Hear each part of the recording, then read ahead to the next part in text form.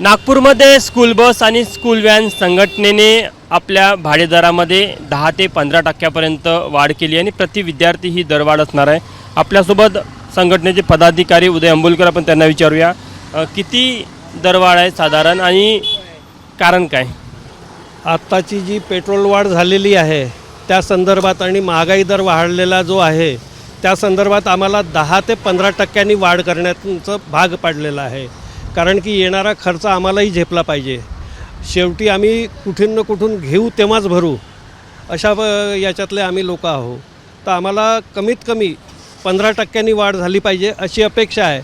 आणि आता येणाऱ्या वेळेला महाराष्ट्र शासनाच्या नियमावलीनुसार त्यांनी आम्हाला रेट ठरवून द्यायचं RTOच्या याच्यात दिलेलं आहे, कक्षेत दिलेलं आहे।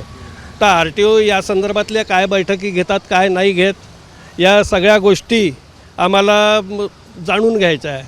पण आमची इच्छा अशी आहे की आम्हाला 10 ते 15% वाढ व्हायला पाहिजे आमच्या याच्यात।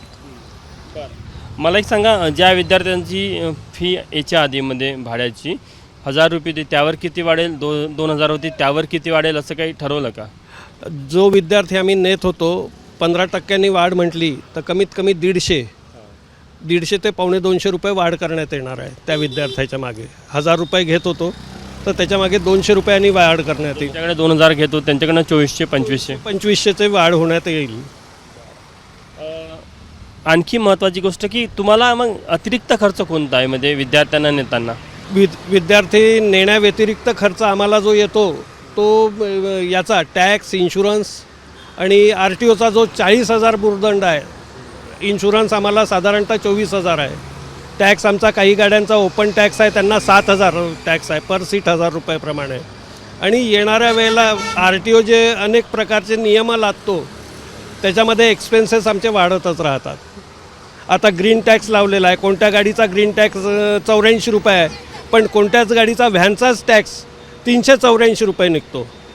तर या अतिरिक्त खर्चामुळे आम्ही पूर्णतः बोजाखालीच असतो। आपण बघू शकतो की इतर खर्च वाढले महागाईमुळे, त्यामुळे मग स्कूल व्हॅन असेल किंवा स्कूल बस असेल या संघटनेने देखील प्रति विद्यार्थी 10 ते 15%पर्यंतची ही दरवाढ केल्याचं आपल्याला पाहायला मिळत आहे। कॅमेरामॅन मिथुन आदमनेसह तुषार कोहळे, ABP माझा, नागपूर।